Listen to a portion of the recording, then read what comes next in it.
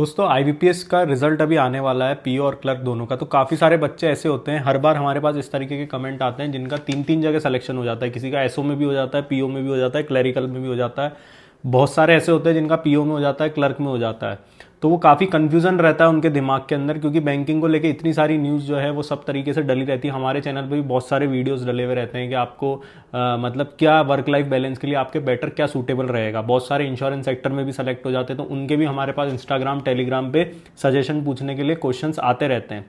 इस वीडियो के अंदर मैं आपको डिटेल में बताऊंगा कि अगर आपका दोनों जगह सिलेक्शन हो जाता है, आपको पूरा ढंग से समझाऊंगा मैं कि आप मेल कैंडिडेट है तो आपके लिए क्या सूटेबल रहेगा, अगर आपकी फैमिली कंडीशन कैसी है तो क्या सूटेबल रहेगा, फीमेल कैंडिडेट के लिए क्या चीज़ें सही रहेगी। इस वीडियो को बहुत ध्यान से सुनना अगर आपका दोनों जगह सिलेक्शन हो जाता है।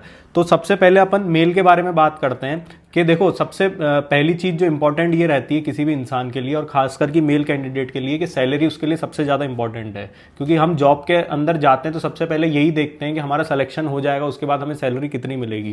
क्योंकि अगर सैलरी इंपॉर्टेंट नहीं है तो फिर इतना ज़्यादा गवर्नमेंट जॉब को लेके जो है वो क्रेज नहीं रहेगा। क्योंकि गवर्नमेंट जॉब में स्टार्टिंग सैलरी आपको काफ़ी अच्छी मिलती है। प्राइवेट में सबको पता है कि 15,000 20,000 रुपये की सैलरी की जॉब जो है वो मार्केट में खूब भरी पड़ी है। चाहे आप ऑनलाइन इतनी सारी कंपनियां रहती हैं, उनके अंदर जॉब्स हो गई, वो हो गई, लेकिन फिर भी क्यों हम उस तरफ नहीं जाते? क्योंकि हमको पता है कि वहाँ पे वर्कलोड ज़्यादा है और सैलरी उसके अनुपात के अंदर कम मिलती है। तो अगर सैलरी की बात करें तो आईबीपीएस पीओ के अंदर जो है सैलरी ज़्यादा रहती है, क्लरिकल के अंदर कम रहती है।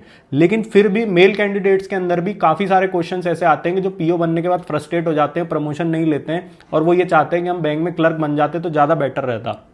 तो ये उनके लिए ज़्यादा सूटेबल रहता है कि अगर आपकी फैमिली कंडीशन जो है, आपके फाइनेंशियल जो कंडीशन है वो बहुत ज़्यादा ख़राब नहीं है, अगर आपके पापा पहले से गवर्नमेंट जॉब में है या किसी अच्छी जॉब में या उनका कुछ अच्छा बिजनेस वो रन कर रहे हैं और आप केवल जॉब करना चाह रहे हो, तो उनके लिए फिर ये रहता है कि वो पीओ की बजाय क्लरिकल को चूज़ करें। क्योंकि उनके लिए प्रेफरेंस जो है वो बदल जाती है, पैसे से ज़्यादा उनके लिए इंपॉर्टेंट होती है वर्क लाइफ बैलेंस। तो वो सारी चीज़ें जो वो मैटर करती है कि आप क्या चूज़ करते हो उस वक्त ऑप्शन। क्योंकि दोनों जगह सिलेक्शन होने के बाद आपके घर वाले और सब लोग आपको यही बोलते हैं और आपका खुद का दिमाग भी इसी तरफ जाएगा कि हमको जो है ऑफिसर वाली पोस्ट चुननी है, क्लरिकल वाली पोस्ट नहीं चुननी है। लेकिन जैसे हम बात की चीजें देखेंगे, अब उसके बाद जो आती ग्रोथ, तो ग्रोथ देखो सीधी सी बात है कि पीओ के अंदर एक स्किल आपको ऑलरेडी ज्यादा मिल रहा है। अगर आप क्लर्क बन के पीओ बनोगे तो उसके अंदर आपको 3 से 5 साल लग जाएंगे। और ग्रोथ ऐसा नहीं होता कि हर क्लर्क को 3 साल बाद प्रमोशन मिल ही जाता है। कई बार किन्हीं क्लर्क को 5-5 6-6 साल भी लग जाते हैं प्रमोशन मिलने में, क्योंकि इंटरनल पॉलिटिक्स वगैरह काफी सारी चीजें मैटर करती हैं। वहां पे ऐसा नहीं होता है कि एक ओपन कंपटीशन हुआ, उसके बाद इंटरव्यू हुआ और फिर आपका सिलेक्शन हो गया। वो इंटरनल चीजें वहां पे मैटर करती है। अगर किसी का अपने मैनेजर से कोई झगड़ा हो जाता है या किसी की इमेज खराब हो जाती है, वो ना चाहते हुए भी अपनी इमेज को सुधार नहीं पाता है, तो ये सारी चीजें, जो बहुत सारी चीजें अब मैटर करती है। वहां भी रिटन एग्जाम होता है, इंटरव्यू होता है, फिर पोस्टिंग पॉलिसी वगैरह वहां पे मैटर करती है। तो ग्रोथ, अगर जिनको ग्रोथ की बहुत ज्यादा भूख है तो उनको फिर क्लरिकल की बजाय सीधी सी बात है, उनके लिए ऑप्शन जो है वो खुला है, उनको पीओ में ही जाना चाहिए।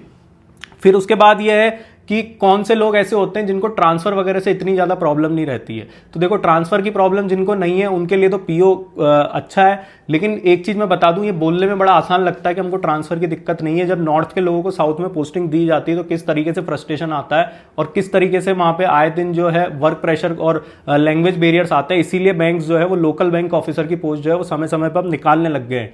क्योंकि ये कहना आसान है कि हम कहीं भी चल जाएंगे, कहीं भी चल जाएंगे, लेकिन एक तरीके से घूमने जाना कहीं पे और कहीं जाके जॉब करना, उन दोनों में बहुत फर्क आता है। फिर उसके बाद जो आपका आता है वर्क प्रेशर। तो वर्क प्रेशर के कारण होता क्या है कि दूर पोस्टिंग तो आपकी रहती है पीओ के अंदर, फिर वर्क प्रेशर आपको हैंडल कर पा रहे हो और नहीं कर पा रहे हो। क्योंकि पीओ में ऐसा नहीं है कि आपको आए दिन 2-3 दिन की छुट्टी मिल जाएगी। फिर जहां पे आपका घर है वहां से कनेक्टिविटी भी होनी चाहिए। 1000 1,500 1,500 किलोमीटर दूर इनिशियल लेवल 3 से 5 साल आपकी पोस्टिंग जो है वो रहती है। तो आप ये सोचो कि मुझे बार बार 2 दिन की छुट्टी मिल जाएगी, सैटरडे संडे साथ में मिला के 4 दिन की छुट्टी में मैं घर जाके आ जाऊंगा, तो ऐसा नहीं होगा। अभी आप देखेंगे कि मार्च क्लोजिंग चल रही है, किसी भी बैंक की ब्रांच में चल जाना, मैक्सिमम बैंकों के अंदर आप देखेंगे बाहर से शटर लगा रहेगा लेकिन अंदर स्टाफ बैठा रहता है। क्योंकि वहां उनके पास वर्कलोड इतना ज्यादा रहता है, ऊपर से प्रेशर इतना ज्यादा रहता है टारगेट्स वगैरह का, उनको कंप्लीट करना होता है फाइनेंशियल ईयर के जो भी रिकॉर्ड्स वगैरह रहते हैं। तो आप देखेंगे कि अंदर स्टाफ काम कर रहा है। अब ऐसे टाइम में अगर आप सोचे कि आज संडे और मैं घर जाके आ जाऊं, तो वो चीजें आपको नहीं मिलने वाली है ऑफिसर लेवल पे। क्लरिकल लेवल पे आपको जो है जाने का भी फिक्स टाइम होता है, आने का भी मैक्सिमम बैंकों के अंदर फिक्स टाइम होता है। अब अगर आपकी कोई ब्रांच ही ऐसी मिल गई आपको कि जहां पे वर्कलोड ज्यादा है, तो भी आप देखेंगे कि आधे घंटे आगे पीछे हो सकता है। बाकी 90% केसेस के अंदर क्लरिकल स्टाफ जो है वो टाइम पे लीव कर देता है बैंक। आप सूरज ढलने के पहले पहले जो है अपने घर पहुंच जाओगे, इतना क्लरिकल को मिलता है। दूसरी चीज, क्लरिकल को फाइनेंशियल रिस्क जो रहती है, जो कैश डीलिंग पे रहती है, वो रहती है। लेकिन इसके अलावा उनके ऊपर ऐसा नहीं रहता है कि कोई चार्जशीट वगैरह की बहुत ज़्यादा रिस्क रहती है, क्योंकि उनके जो साइन वगैरह जो लोन का उनको जो पावर रहता है वो ऑफिसर मैनेजर लेवल से स्टार्ट होता है, क्लरिकल लेवल से वो चीज़ स्टार्ट नहीं रहती है। तो जितनी ज़्यादा आपकी पे होगी उतनी ज़्यादा रिस्क आपके पास रहेगी और उतना ज़्यादा आपके ऊपर जो है फ्यूचर के अंदर कोई एक्शन हो सकता है। मैं ये नहीं कह रहा कि सारे ऑफिसर जो है वहाँ पे ब्लंडर मिस्टेक कर देते हैं या जान करके करप्शन करते हैं, ऐसा नहीं है। कई बार अनजाने में या ऊपर से आपको इतना प्रेशर होता है किसी भी चीज़ पे साइन करने वगैरह पे, ऑफिस नोट्स वगैरह पे, कि बाद में अगर कोई किसी भी चीज़ में गड़बड़ हो गई तो सबसे पहले मैनेजर और ऑफिसर के ऊपर ही तलवार जो है बैंक में लटकती है। इसके बाद अगर हम देखें तो ये मैंने आपको पॉइंट्स बता दिए। अगर आप इसका पॉजिटिव साइड लेना चाहते हैं पीओ का तो आप पीओ ज्वाइन कर सकते हैं, और अगर नहीं तो फिर आपके लिए क्लरिकल जो है वो बेटर रहेगा मेल स्टाफ के लिए।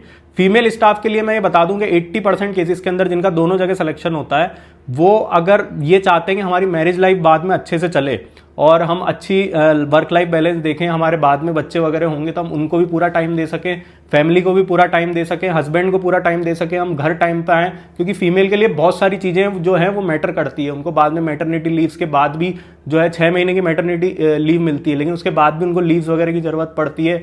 उनको ये भी रहता है कि जब उनका प्रेगनेंसी पीरियड वगैरह चलता है तो वो ऑफिस जो है वो टाइम से लीव कर दे, उनके दिमाग में बहुत ज़्यादा प्रेशर नहीं हो। तो ऐसी सारी चीज़ों के लिए फीमेल कैंडिडेट को क्लरिकल जॉब जो है वो ज़्यादा सूट करती है। हाँ, ये जरूर है कि अगर आप बहुत ज़्यादा एम्बिशियस हो, अगर आपको बहुत ज़्यादा लाइफ में आगे बढ़ना है, आप वर्क प्रेशर, ट्रांसफर, ये सारी चीज़ें अच्छे से हैंडल कर सकते हो, तो फिर आप जो है ऑफिसर लेवल की पोस्ट लो और आगे बढ़ो, उसमें कोई बुराई नहीं है। और तीसरी चीज यहां पे ये आती है कि ऐसे कैंडिडेट, इसके अंदर मेल फीमेल में दोनों ले रहा हूं, जिनको दूसरे जॉब की जो है वो तैयारी करनी है और यहाँ बैंक के अंदर उनको नहीं रहना है। बहुत सारे लोग ऐसे होते हैं जिनको आरबीआई में जाना होता है, एलआईसी में जाना होता है, या एनआईसीएल वगैरह जो दूसरे नोटिफिकेशन आते हैं, नाबार्ड वगैरह के, वहां जाना होता है। किसी को एसएससी सीजीएल की तैयारी करनी रहती है। तो उन लोगों के लिए ऐसा है कि उन लोगों के लिए आईबीपीएस क्लरिकल की जॉब ज्यादा सही रहती है, क्योंकि यहाँ पे वर्क प्रेशर और पोस्टिंग पॉलिसी काफी अच्छी रहती है। इनकी होम स्टेट ही आपकी पोस्टिंग आएगी, या जिस स्टेट से आप अप्लाई करेंगे वहां पोस्टिंग आएगी। और अमूमन चांसेस ये रहते हैं कि जहां पे आपका घर है उसके 100 किलोमीटर के रेंज के अंदर आपकी पोस्टिंग आ जाए। हालांकि आजकल कई बैंकों में ऐसा भी होने लगा है कि जैसे उत्तर प्रदेश इतना बड़ा स्टेट है तो वहां ये लोग 500-500 किलोमीटर दूर भी भेज देते हैं। अभी काफी सारी चीजें जो है आपकी किस्मत पर निर्भर करती है, लेकिन फिर भी अगर आप देखें तो होम स्टेट में 500 किलोमीटर दूर होना और एक अदर स्टेट के अंदर 500 किलोमीटर दूर होने में बहुत फर्क आ जाता है। या आप उन लोगों से पूछ सकते हैं जो बैंक के अंदर ऑलरेडी जो है वो जॉब कर रहे हैं।